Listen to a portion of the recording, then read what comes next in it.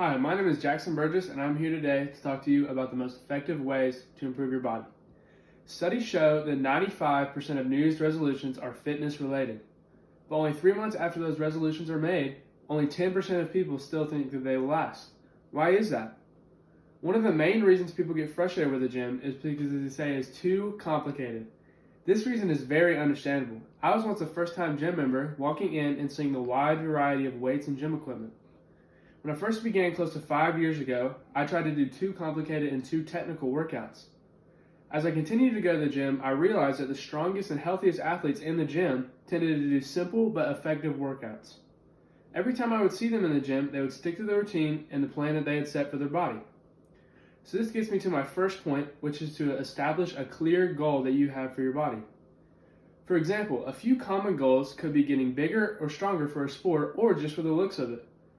This was my original goal when I began my workout journey. Some people's goals may be losing weight but gaining muscle, or it may be getting faster and more explosive, which is very common too. It is important to have a clear goal for your body because this will determine the types of exercises you should be doing. According to WRCameronWellness.org, fitness goals are an essential part of your wellness journey. By setting goals, you are better able to hold yourself accountable and show yourself what you are capable of. It can also help you push through the more difficult moments to make a longer lasting change. Although setting a goal is essential, it is important to set an attainable goal that is not too far out of reach. One of the biggest mistakes people do when setting up a goal is trying to achieve too much at one time. I find that the most effective way to make progress is setting many small goals and striving to reach each of those goals one at a time. To reach your goal, you must be doing the right exercises and with the right amount of sets and reps, which gets me to my second point, which is doing the correct exercises with the right amount of sets and reps. A big misconception in working out is I have to lift the most weight I can no matter how I get it up. This is also known as ego lifting. Yes, moving lots of weight can be effective, but that is not always the case. For someone who is striving to be as strong as possible, they should train in a style called SBD, which stands for squat, bench, and deadlift. These exercises mostly train for strength and train these muscles. A benefit of SBD style training is it can increase the rate of calories burned, shown in this quote from SBD.SG. Lifting weights allows your muscles to grow, and these muscles burn energy more effectively at rest compared to fats. The number of calories burned daily hence increases. This is because the style of training leads to a higher consumption of oxygen. The body using more oxygen means that it requires more caloric expenditures and leads to a higher and increased metabolic rate, which means more calories burned, which leads to a greater fat loss. While someone training for explosiveness and speed will train lighter weight with more reps. A lot of times explosiveness can be achieved by doing similar exercises as the other style of training, similar to bench, squat, or deadlift.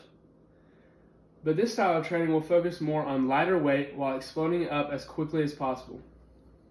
It has also been proven that heavy weight and lower reps cause your muscles to grow and get stronger, but lower weight with higher reps improve muscle endurance while making you stronger, which is part of explosive and speed training. Some examples of explosive workouts are things like box jumps, plyometrics, or resistance training. Explosive training is considered a more healthier form of exercise as it can work all of the tiny muscles that the other style of training doesn't. This can be described from a quote from acefitness.org. Power training can help develop stronger and more resilient connective tissue, specifically tendons, ligaments, fascia, and joint capsules, which reduces the risk of injury from sprains or strains. So as you go about deciding the style of training that fits your lifestyle and physical goals, one of the most important aspects of fitness is my third and final point, which is staying consistent to your plan that you have chosen, and most importantly, listening to your body and knowing when it needs rest. Consistency is arguably the most important aspect of training, because without it, the body doesn't have time to adapt or create habits. No matter the goal that you have in mind, your training requires a consistent amount of training. One way to make it easier and to ensure consistency is making a program for yourself. This not only keeps you accountable, It will also get you more in touch with your body considering you're researching and creating your own plan.